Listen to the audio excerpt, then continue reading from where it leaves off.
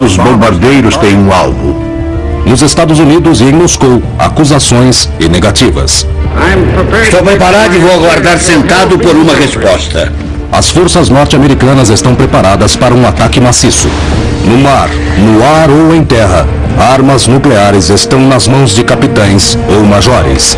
Se ordenássemos que usassem uma arma, seríamos atendidos. Iríamos mandar os soviéticos para fora dali e depois ensinar a eles que aquele hemisfério era nosso e que nós iríamos acabar com o caso de uma vez por todas. O mundo volta sua atenção para a ilha de Cuba, onde homens, mulheres e crianças são mobilizados para se defender contra uma invasão iminente. Na Casa Branca e no Kremlin, a comunicação é escassa e poucos conseguem dormir. Uma questão foi levantada. Quem estava no comando da União Soviética? E nessa hora soubemos que estávamos realmente em perigo. O destino do mundo inteiro estava em risco. A guerra seria nuclear. Havia poucas dúvidas a esse respeito. Houve pânico. As pessoas achavam que era isso mesmo que iria acontecer. Não pensavam em outra opção. Eu disse para minha esposa, não vou trabalhar hoje. Eu não sei como será o dia de amanhã. É bem possível que eu nem esteja vivo. DEFCON 2, o mais alto estado de prontidão na escala militar norte-americana a um passo da guerra nuclear. A crise dos mísseis. Alerta máximo. Eu sou Tom Clancy. A maioria me conhece como escritor de romances que envolvem armas nucleares entre superpotências. Mas durante o mês de outubro de 1962 o que aconteceu não foi ficção. Foi realidade. Em Washington, Moscou e Havana e em alto mar. A crise dos mísseis em Cuba aproximou o mundo de uma guerra nuclear como jamais havia ocorrido. Mas muito do que realmente aconteceu nos bastidores foi mantido em segredo até recentemente. Agora, 40 anos depois, aqueles que estavam na linha de frente da crise, comandantes de mísseis, capitães de submarinos e espiões secretos, nos contam que estivemos mais perto de uma guerra nuclear do que se imaginava. A capacidade de lançamento dependia, em ambos os lados, da confiabilidade em oficiais de médio escalão, homens que não hesitariam em acionar as terríveis armas se recebessem ordens para isso. E o que é pior, uma guerra nuclear poderia facilmente ter começado por acidente. Por dias viveu-se um estado de incerteza, quando pela primeira vez os Estados Unidos entraram em DEFCON 2. Eu sou Tom Clancy, e essa é a história da crise. No apogeu da Guerra Fria, o líder da União Soviética, Premier Nikita Khrushchev, analisa seu próximo passo. Ele sai para caminhar com seu ministro da Defesa, Marshal Malinowski, às margens do Mar Negro. Quando os dias estão claros, pode-se ver as margens do litoral turco do outro lado do Mar Negro. Malinowski e Khrushchev caminhavam pela praia e discutiam. E de repente Malinowski disse: olha, Nikita, é a Turquia. Há mísseis americanos por lá. E Khrushchev reagiu: temos que pensar no assunto e fazer alguma coisa. E o próprio Khrushchev teve uma ideia. A Cuba de Fidel Castro é uma ilha comunista em um mar dominado pelos americanos. Uma pequena base de apoio para Khrushchev no hemisfério ocidental. Mas Cuba era um aliado que poderia ser perdido a qualquer momento. Os Estados Unidos estavam tentando derrubar Castro desde 1961, primeiro por pequenas infiltrações e depois, finalmente, através de uma invasão de exilados cubanos treinados, armados e patrocinados pela CIA. Essa missão na Baía dos Porcos foi um fracasso. A invasão da Baía dos Porcos em 1960 foi uma combinação de ações dos Estados Unidos contra a Revolução Cubana. Após a invasão frustrada da Baía dos Porcos, Moscou obteve provas de que realmente havia planos de intervenção em andamento. Pelo menos Washington sustentava esses planos. A solução de Khrushchev foi fazer em Cuba o que os Estados Unidos haviam feito na Turquia: colocar mísseis bem debaixo do nariz do inimigo. A posição estratégica da União Soviética iria melhorar do dia para a noite com uma jogada audaciosa. A Cuba de Fidel estaria protegida de invasões iminentes, e o prestígio e poder de barganha de Khrushchev aumentariam. O general Gribkov, sendo ministro da Defesa em Moscou, liderou o planejamento da operação supersecreta. Não ocorreram conversas telefônicas nem se escreveram cartas. Não houve códigos. Nada. O codinome da operação foi Anadyr, uma fria cidade da Sibéria, forma inteligente de desviar a atenção do lugar tropical para onde iam. Foi decidido que enviariam uma missão a Cuba para que se discutisse a ideia. No terceiro dia, Fidel disse: se isso é necessário e de interesse da Revolução Mundial e da União Soviética, então concordamos. Com o consentimento de Castro, a Operação Anadyr se inicia. Foi a maior operação marítima da história soviética. Os soviéticos tinham apenas 4 meses para organizar, transportar e instalar 60 mísseis nucleares e 40 mil homens em uma ilha a 13 mil quilômetros de distância. E tudo deveria ser feito em segredo.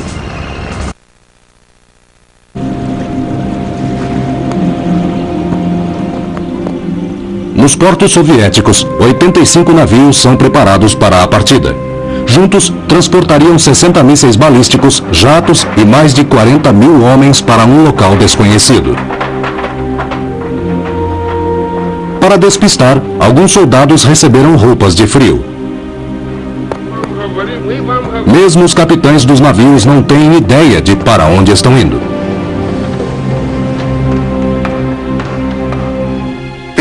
Antes de zarpar, recebemos 3 pacotes selados numerados, 1, 2 e 3.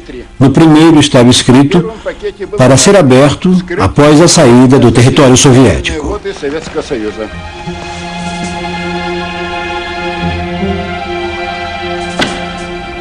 Conforme os navios passavam através do Estreito de Bósforo na Turquia, o segundo envelope foi aberto.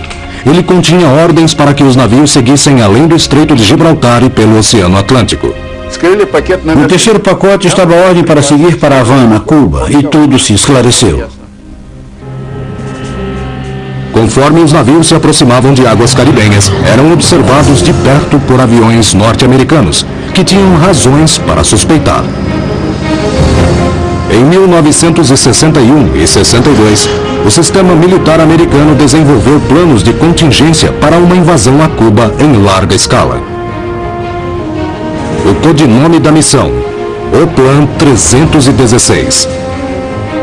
As aeronaves da Marinha Americana voavam a apenas 60 metros de altitude e fotografavam a misteriosa carga dos navios. Quando estávamos a 2 ou 3 dias de Cuba, notamos que a aeronave de reconhecimento americana estava acima de nós.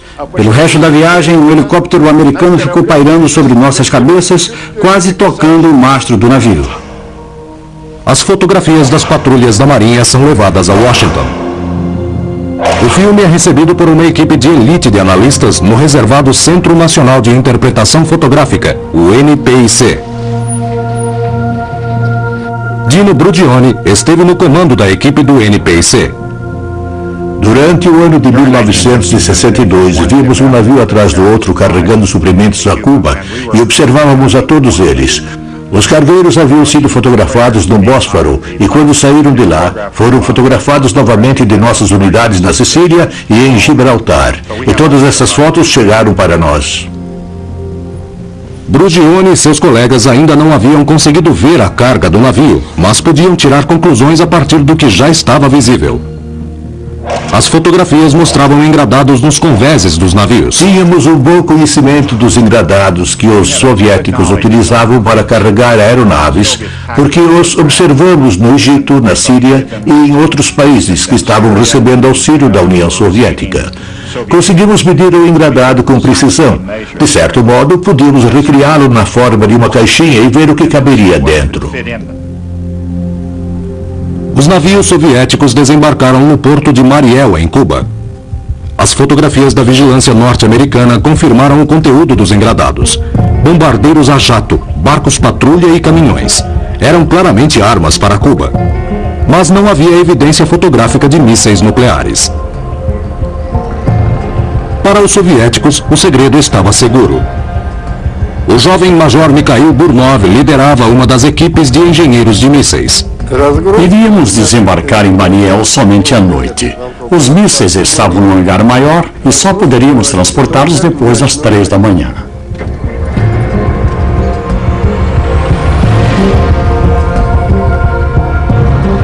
A movimentação noturna mantinha os mísseis longe dos olhos da vigilância norte-americana. No entanto, o desafio maior era manter a operação secreta para os civis cubanos. Jorge Risqué era secretário do partido do governo cubano. Dizíamos que era um segredo aberto, um segredo conhecido por milhões de cubanos. Por exemplo, havia casos em que tínhamos que demolir uma casa em uma pequena aldeia para permitir que os grandes caminhões de mísseis virassem uma esquina. Os soldados soviéticos se vestiam à paisana e não estavam autorizados a falar russo. Quando as tropas chegaram aos locais designados, as condições continuaram difíceis. Não havia alojamentos. Tivemos que construí-los nós mesmos. Não queríamos ir dormir. Tínhamos medo de que os insetos nos picassem. Enquanto isso, eram observados a 23 mil metros de distância. O norte-americano U-2 era um avião espião que voava a grande altitude e carregava câmeras com filmes de alta resolução. Esses filmes produziam negativos do solo a 22 quilômetros de distância. O U-2 podia ver pequenos detalhes, pequenos veículos, homens, trilhas de pneus. Mas agosto de 1962 foi um mês nublado. Os voos do U-2 foram adiados por 3 semanas cruciais. O esconderijo dos mísseis soviéticos continua em segredo. 29 de agosto. Um avião espião é finalmente liberado para um voo sobre Cuba. Quando o filme dessa jornada é analisado pelo NPIC, eles descobrem os primeiros sinais reais de problemas. Em uma missão do dia 28 de agosto, nós vimos esses objetos. Essa amostra aqui parece a estrela de Davi. Os analistas fotográficos reconheceram a amostra graças a fotografias anteriores de reconhecimento de locais onde estavam armas soviéticas. Não havia dúvida. Os objetos eram conhecidos como SAMs, ou seja, mísseis antiaéreos. Nesses locais foram descobertos mísseis do tipo SA-2. Problema número 1. SAMs SA-2 são capazes de abater uma aeronave U-2. Problema número 2. O fato de os soviéticos terem instalado essas sofisticadas armas antiaéreas indicava que estavam protegendo algo muito maior. Mas até aquele momento, os mísseis nucleares estavam muito bem escondidos. Os mísseis tinham 30 metros de comprimento e eram colocados em valas cobertas por tendas. Então, lá de cima só dava para ver as tendas. Quando o Major Richard Heiser decolou da base da Força Aérea Edwards, na Califórnia, em um voo do U-2 sobre Cuba, a situação entre os soviéticos e os americanos era um impasse. Os soviéticos estavam a dias de começar a operar os mísseis nucleares. Os americanos sabiam que alguma coisa perigosa estava acontecendo em Cuba, mas não sabiam precisar o quê. Na ilha de Vieques, próxima à costa de Porto Rico, os fuzileiros navais americanos ensaiavam a O-Plan 316, uma preparação para a invasão de Cuba em alta escala. O Major Richard Heiser retornou de um voo de 6 horas sobre Cuba e aterrissou seu avião espião U-2 na base da Força Aérea de McCoy, em Orlando, na Flórida. O filme é levado para a base da Força Aérea de Offutt, em Nebraska, e para o Centro Nacional de Interpretação Fotográfica em Washington para análise. O piloto Michael Davis tinha 23 anos e era analista fotográfico na base de Offutt.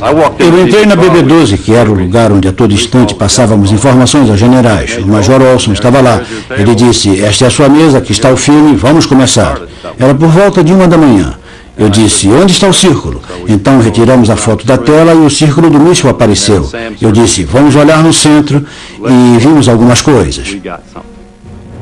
Após examinar o filme durante horas, Davis encontra uma série de formas cilíndricas que pareciam estranhamente familiares. Mais tarde, no NPIC em Washington, Dino Brugione e sua equipe chegam à mesma conclusão. Nós vimos 8 objetos de 20 metros de comprimento e vimos também 2 objetos de 30 metros de comprimento. E eles eram estranhos àquele ambiente. Brugione e Davis haviam feito descobertas com graves implicações. As medidas dos objetos casavam perfeitamente com mísseis balísticos soviéticos de médio alcance tipo SS-4, mísseis que tinham ogivas nucleares. Estávamos convencidos de que o que havíamos encontrado era um campo de mísseis SS-4 prontos para lançamento. Os mísseis soviéticos SS-4 têm um alcance de 3.200 quilômetros. Se fossem lançados de San Cristóbal, em Cuba, atingiriam Washington, Baltimore, os quartéis generais do Comando de Estratégia Aérea em Nebraska e todo o sudeste dos Estados Unidos. Conforme o pessoal do NPIC ia analisando as fotografias, encontravam esconderijos de SS-4 um atrás do outro. Eles trabalharam durante a noite até o chefe do NPIC, Art Landau, chegar na manhã seguinte. O Landau chegou de manhã e olhou para eles e soltou um suspiro. Ele disse, isso é um problema. Isso é grande problema.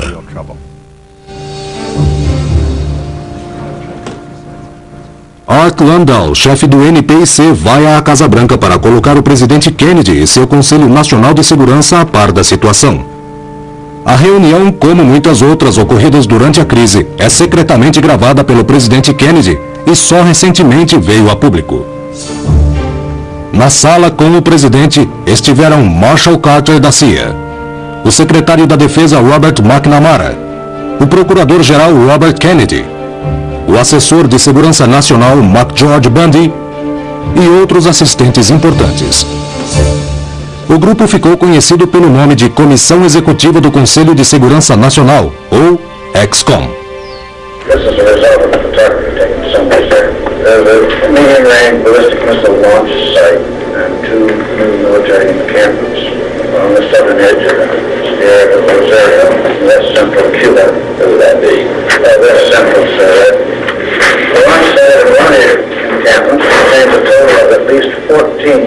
canvas-covered missile trailers measuring 67 feet in length. How do you know this is a medium-range ballistic missile? Os soviéticos tinham dado um passo audacioso. A discussão girou em torno de uma solução rápida, ataques aéreos para destruir os locais dos mísseis balísticos antes que começassem a operar. I think it's extremely important that our discussion be founded on this premise that any airstrike will be planned to take place prior to the time they become operational, because if they become operational before the airstrike, I do not believe we can state we can knock them out before they can be launched. And if they're launched, there is almost certain to be chaos in part of the East Coast or the area in a radius of 600 to 1,000 miles from Cuba. O que ninguém sabe em Washington é que pelo menos um sítio de mísseis balísticos está para começar a operar. No momento em que o presidente Kennedy recebeu aquela notícia, nossos mísseis já estavam posicionados e nós estávamos prontos. Em Washington, o presidente Kennedy analisa suas opções militares.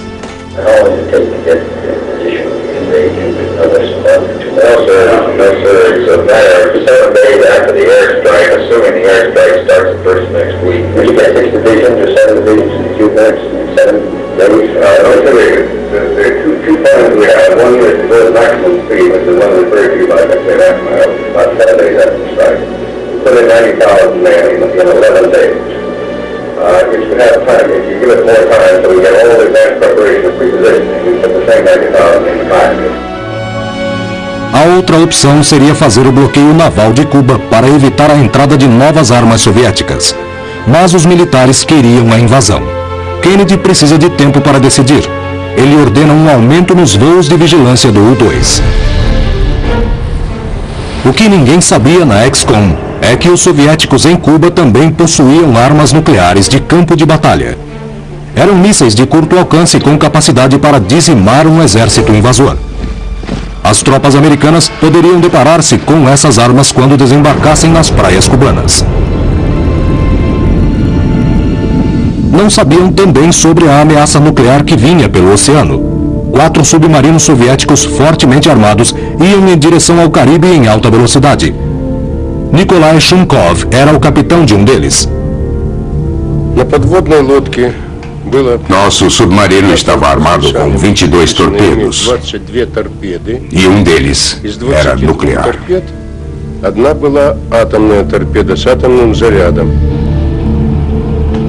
Três porta-aviões da Marinha norte-americana patrulhavam o Caribe, inconscientes da ameaça submarina que se aproximava.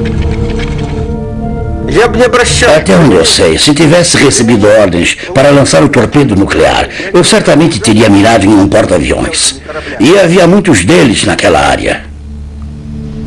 Mas a maior ameaça nuclear aos Estados Unidos estava para ser descoberta. No NPIC, em Washington, a equipe de Dino Brudione analisava o mais recente filme do U-2. As missões tinham levantado voo nos dias 16 e 17 e nós encontramos essas marcas tipo ranhuras na fotografia. Imediatamente as reconhecemos como mísseis balísticos de alcance intermediário que poderiam ser lançados de Cuba e percorrer mais de 3.500 quilômetros. Eu peguei o mapa e desenhei o arco e vi que essa distância iria cobrir completamente os Estados Unidos, com exceção do extremo noroeste. Na XCOM, rapidamente se torna evidente que uma resposta soviética à invasão americana poderia significar a destruição quase completa dos Estados Unidos. No dia seguinte, o presidente Kennedy se encontra com o ministro das Relações Exteriores soviético Andrei Gromyko para discutir a natureza dos carregamentos de arma a Cuba. Gromyko nega que haja em Cuba qualquer arma para uma ofensiva. Kennedy podia provar que havia, mas resiste à tentação de confrontar Gromyko com evidência fotográfica. Se ele decidisse tomar uma ação militar contra o sítio dos mísseis ou invadir a ilha, ele iria precisar do elemento surpresa. Na manhã seguinte, 19 de outubro, o presidente Kennedy se reúne com o Estado-Maior das Forças Armadas. Os oficiais militares superiores eram a favor dos ataques aéreos seguidos pela invasão. Kennedy discorda. Ele sabia que os soviéticos iriam retalhar atacando Berlim. Mesmo com a negativa dos soviéticos, com o Estado-Maior das Forças Armadas exaltado e com Berlim pesando em sua consciência, o presidente Kennedy mantém as aparências saindo em viagem oficial para o meio oeste.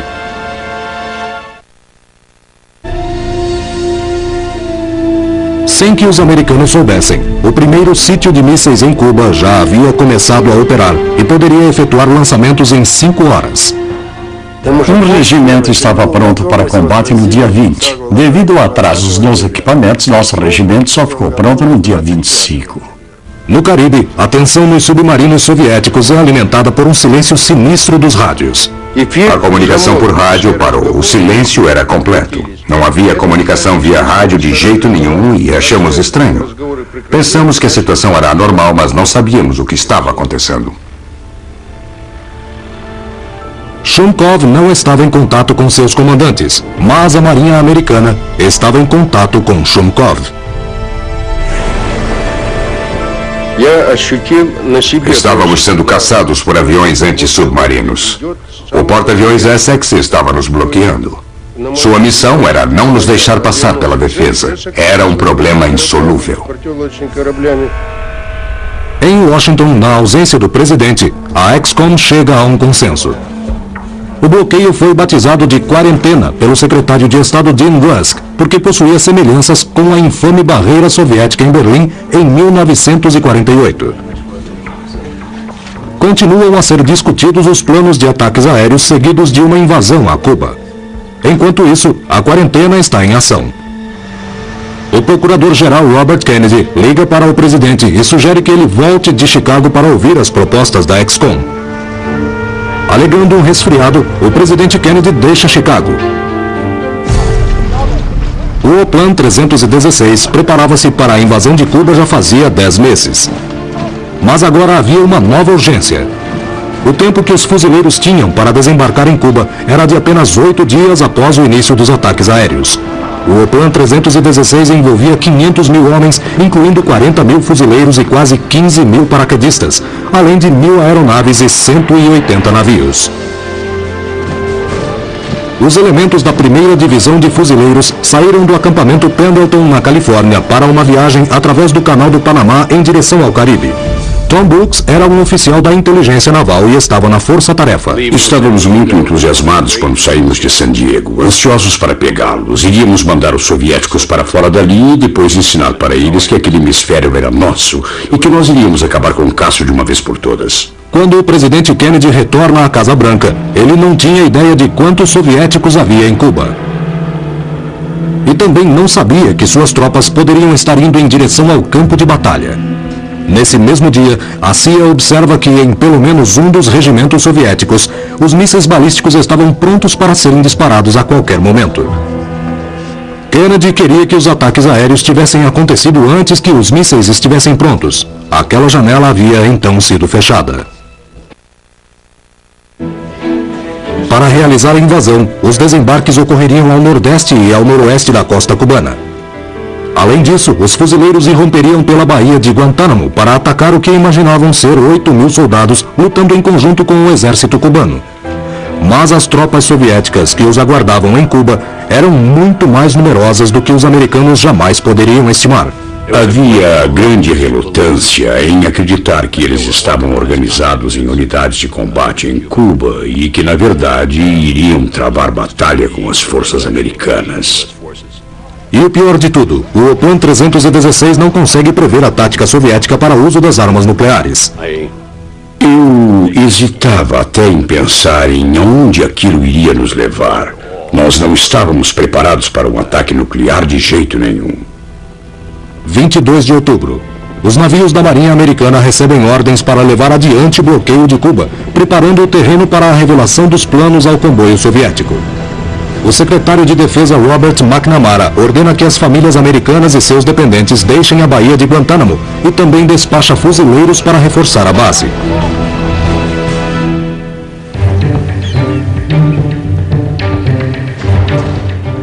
Em Havana, Fidel Castro também se prepara para o pior.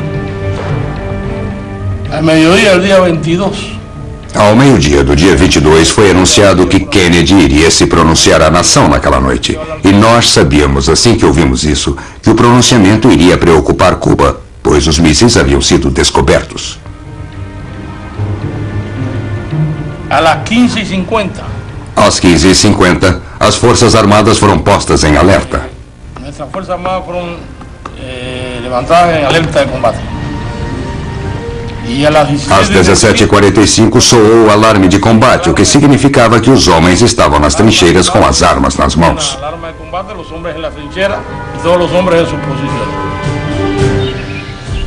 O sistema militar americano entra em grande alerta e o mundo se prepara para o discurso de Kennedy. Às 19 horas do dia 22 de outubro, o presidente Kennedy faz o pronunciamento ao povo americano. Good evening, my fellow citizens. Boa noite, caros cidadãos. Este governo, conforme prometido, manteve estrita vigilância sobre as tropas soviéticas que se instalaram na ilha de Cuba. Na semana passada, provas irrefutáveis determinaram que existe uma série de sítios de mísseis ofensivos em preparação na ilha. A proposta daquelas bases não pode ser outra, senão a de montar uma força de ataque nuclear contra o hemisfério ocidental. A política deste país será considerar qualquer míssil nuclear lançado de Cuba contra qualquer nação no hemisfério ocidental como um ataque soviético aos Estados Unidos. E se isso ocorrer, a União Soviética sofrerá retaliação. O discurso de Kennedy ecoa pelo mundo. A seriedade da crise está agora exposta. O Comando de Estratégia Aérea norte-americano eleva o estado de prontidão das Forças Armadas. Quando Kennedy anunciou que os mísseis estavam instalados em Cuba, a situação ficou muito grave e a guerra era uma coisa que poderia acontecer a qualquer momento. Nós ouvimos o presidente Kennedy pelo rádio dizendo ao povo americano que estávamos à beira de uma guerra nuclear.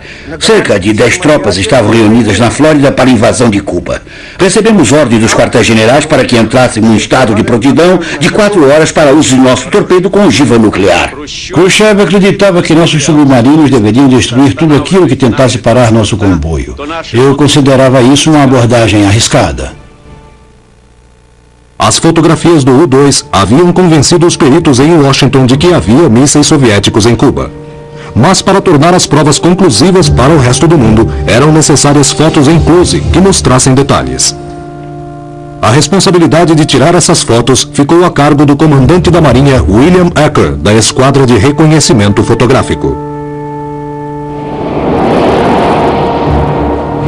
Quando decolei havia um estranho vento oeste e eu estava voando orientado pela bússola e aconteceu de eu olhar para cima 10 ou 11 minutos depois e ver o contorno da cidade de Havana. Eram 11 horas e eu pensei, ai, eles vão saber que estamos chegando. Então virei um pouco mais para a direita em direção a Mariel, voei para o sul por uns 2 minutos e quando olhei para baixo eles estavam lá.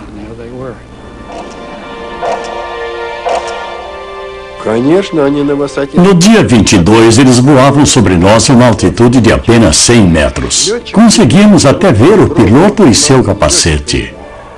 Eu vi os mísseis e eles estavam cobertos por redes de camuflagem, mas eu conseguia ver que havia mísseis, lançadores, etc., em veículos de transporte. E todo tipo de equipamento também. Fiquei lá por 1, 2, 3 segundos e parti. Embora arriscada, a missão em alta velocidade de Ecker é um sucesso. E as fotografias tiradas não deixaram mais dúvidas. Vimos tendas armadas sobre os mísseis, 5 mísseis, combustível, veículos de transporte e olhando de perto enxergamos até mesmo homens caminhando. Esta fotografia foi tirada a uma distância de 76 metros na velocidade do som. Era esse o tipo de imagem que se deveria mostrar aos formuladores de políticas públicas para que tudo ficasse bem entendido. Pouco tempo após as negativas soviéticas, o embaixador da ONU, Adlai Stevenson, chega a Nova York para uma sessão do Conselho de Segurança armado com uma surpresa. Liderando a reunião estava o embaixador soviético Zorin. Stevenson o interrompe.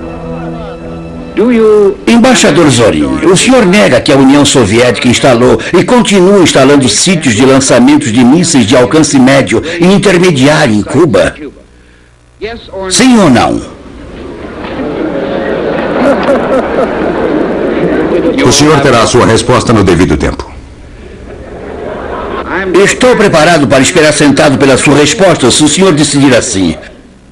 Mas Stevenson não espera. Ao invés disso, ele se lança em um discurso que iria chocar o mundo. E especialmente William Ecker. Ele vai para trás onde havia um cavalete, retira a capa que o estava cobrindo e lá estavam as fotografias, bem ali na ONU. Revelando segredos da vigilância norte-americana, as fotografias de Ecker tornam o caso inegável. Com os navios americanos posicionados, a quarentena é posta em ação. 2 navios soviéticos, o Yuri Gagarin e o Kimovsky, vão em direção à linha de bloqueio. Entre eles, um dos submarinos que carregavam um torpedo nuclear. Na Casa Branca, o secretário de Defesa McNamara narra a situação ao presidente.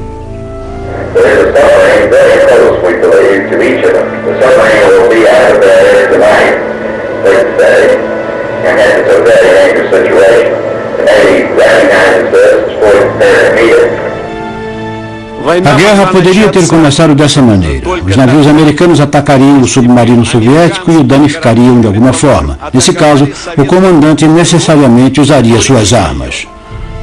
O presidente Kennedy estava relutante em iniciar a guerra.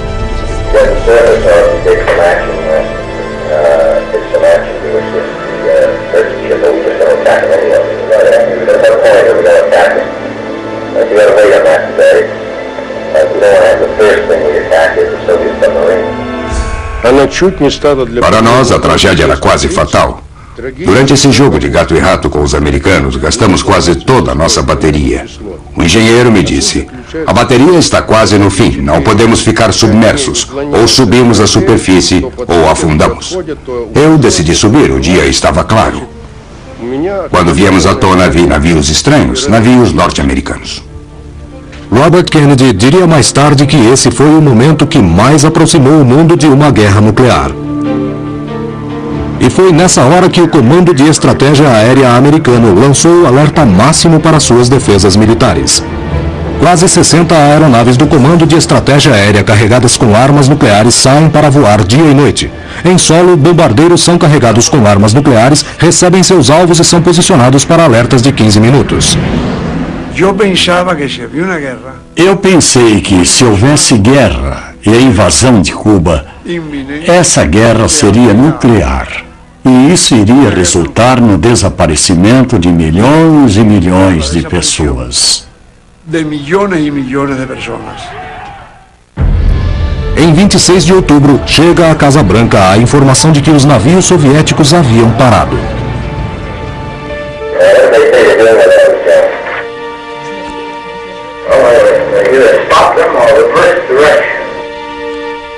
De repente eu recebi uma mensagem do quartel-general ordenando que eu deixasse aquele local, voltasse cerca de 160 quilômetros e mantivesse posição estacionária. Parecia que os soviéticos tinham recuado. Naquele momento, pelo menos os primeiros tiros de guerra não teriam lugar no mar. Mas na terra e no ar, a ameaça de guerra nuclear era maior do que nunca. Durante os dias 25 e 26 de outubro, o Comando de Estratégia Aérea se manteve em estado máximo de alerta. Com o advento de uma guerra, o comando utilizaria uma parafernália eletrônica denominada Plano Operacional Integrado Único, ou CIOP. Um sistema que previa que todos os mísseis nucleares americanos, aeronaves e submarinos fossem lançados não somente contra Cuba, mas contra o mundo comunista.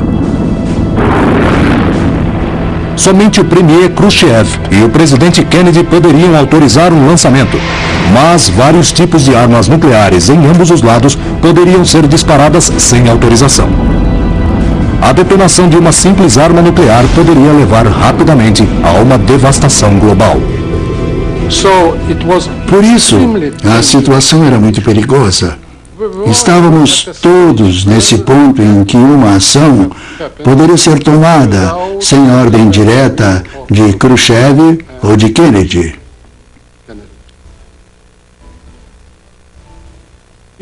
Ela poderia ser tomada como resultado de um colapso nervoso entre nossos soldados. O bloqueio poderia ter parado os navios soviéticos que chegavam, mas 134 ogivas nucleares já haviam sido desembarcadas. Os 3 mísseis SS-4 já haviam começado a operar. Os engenheiros como Mikhail Burnov receberam ordens de Moscou para aumentarem a prontidão de lançamento para apenas 2 horas e meia. As ogivas nucleares para os mísseis são levadas para perto dos locais de lançamento. Nossa área de armazenagem das ogivas nucleares estava a 50 ou 60 quilômetros de distância. Por isso, só poderíamos atingir a prontidão para combate dentro de 5 horas e meia. A prontidão seria de 2 horas e meia quando tudo estivesse arranjado. Mas os soviéticos ainda não haviam tomado ações para prevenir os sobrevoos americanos. As forças cubanas, entretanto, estavam ficando mais agitadas por causa da contínua violação de seu espaço aéreo. Em oposição à complacência soviética, os cubanos dispararam armas antiaéreas sobre os aviões de reconhecimento americano. Com a crise se alastrando, a nova esperança de uma solução diplomática chega de uma fonte inesperada. O repórter da ABC, John Scully, se encontra com o diplomata soviético conhecido como Alexander Fomin no restaurante ocidental em Washington, a um quarteirão da Casa Branca. Seu nome verdadeiro é Alexander Feklisov. Como membro de um conselho, eu não podia revelar minha identidade porque era um agente secreto. E além disso, era membro da inteligência russa em Washington naquela época. Scully havia falado com oficiais do Departamento de Estado e havia sido orientado sobre como conduzir a conversa. O café foi servido e então, sem qualquer introito, ele disse que falava em nome da mais alta autoridade americana. Eu irei propor os termos para a solução da crise cubana. Primeiro, a União Soviética retira seus mísseis de Cuba e os Estados Unidos removem o bloqueio.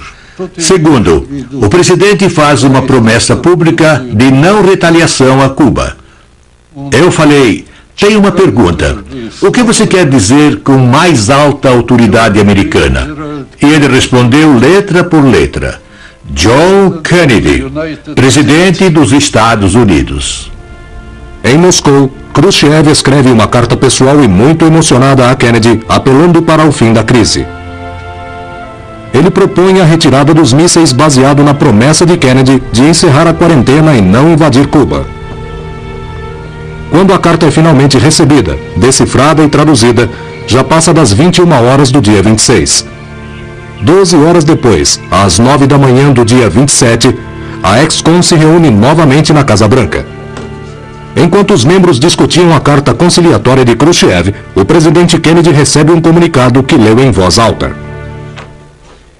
Khrushchev told President Kennedy yesterday to withdraw offensive effort from Cuba, the United States would do its rockets from Turkey. He did. I thought he was read by both the associations and put it out so far as the Reuters and the same thing. He did. He didn't really say that, did he? I mean, he did another letter paper. A Ex-Con acreditou que Khrushchev ou algum outro indivíduo linha dura em Moscou estava fazendo exigências adicionais, a remoção dos mísseis americanos Júpiter da Turquia.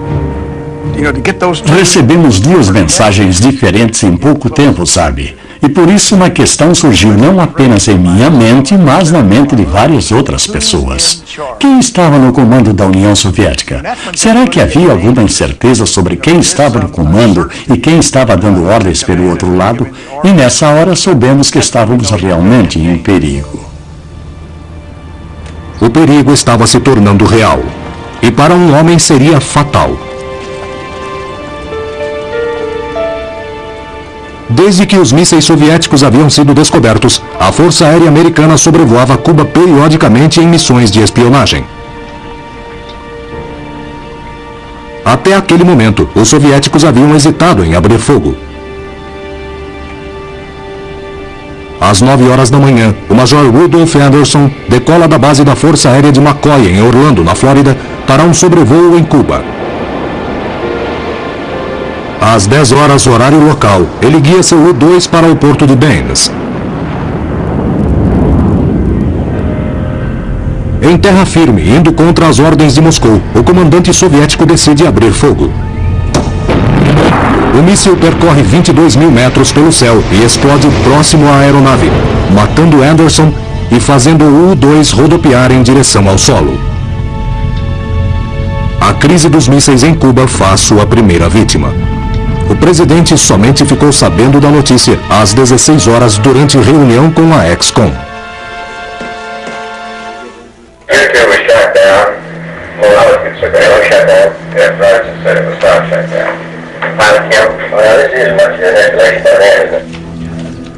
Um piloto americano havia sido morto e os militares querem dar uma resposta. São marcados para o dia seguinte ataques aéreos, procedendo uma invasão a Cuba, a não ser que Kennedy e Khrushchev consigam encontrar uma saída. Em Washington, o presidente decide enviar Bob Kennedy para se reunir com o embaixador Anatoly Dobrynin e apresentar uma oferta. Os soviéticos deveriam desmontar e imediatamente retirar seus mísseis de Cuba. Os Estados Unidos iriam encerrar o bloqueio com a promessa de não invadir Cuba. Mas Kennedy secretamente oferece mais um substancial incentivo. Os Estados Unidos também retirariam da Turquia os mísseis Júpiter da OTAN. Mas apenas se essa concessão fosse mantida absolutamente em segredo pelos soviéticos. Kennedy dá aos soviéticos 24 horas para responder. Os ataques americanos a Cuba ocorreriam dentro de poucas horas e a batalha nuclear está mais perto do que nunca. Entre aqueles que sabiam o que se passava em Washington e Moscou, o medo era aterrorizante. Eu disse para minha esposa, não vou trabalhar hoje. Eu não sei como será o dia de amanhã. É bem possível que eu nem esteja vivo. O serviço secreto queria levar o presidente para um abrigo subterrâneo. Bom, eu estive lá embaixo, conheci aquele lugar. Aquela noite foi uma das piores que já passei na vida, porque fiquei pensando nas coisas que podiam acontecer e que eu estaria em um lugar seguro e minha família seria queimada, porque eu estava convencido de que Washington seria um dos alvos. Toda a humanidade estava a um passo do abismo nuclear. Estávamos a 2 horas do fim. 2 horas. Moscou, 28 de outubro, 3 horas da manhã. Os soviéticos tinham um anúncio a fazer. Uma mensagem pessoal de Khrushchev seria enviada ao presidente Kennedy. Desta vez utilizaram a rádio Moscou ao invés de um telegrama. Khrushchev comunica que os sítios seriam desmontados e os mísseis retornariam à União Soviética. A crise estaria finalmente terminando? O presidente Kennedy adia a ação militar por 24 horas enquanto espera que a fotografia de reconhecimento daquele dia seja analisada. Os aviões saem e quando recebemos a fotografia, vemos que os soviéticos estão recuando. Podíamos ver que estavam retirando os mísseis e os lançadores. Estava claro agora que haviam cumprido com sua palavra.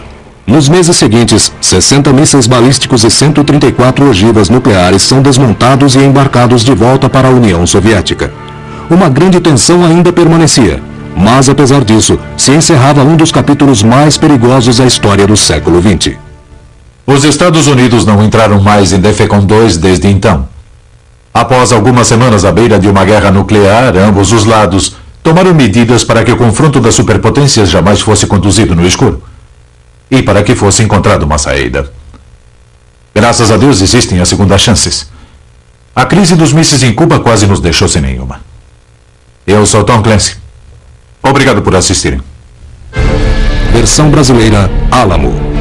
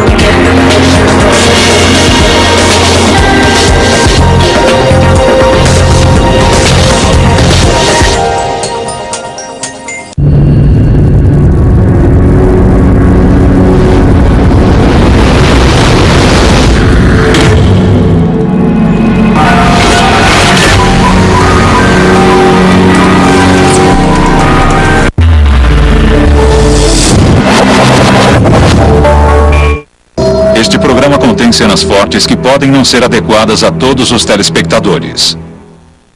Os fatos narrados aqui são reais. Os nomes das pessoas foram trocados para proteger os inocentes e às vezes os culpados.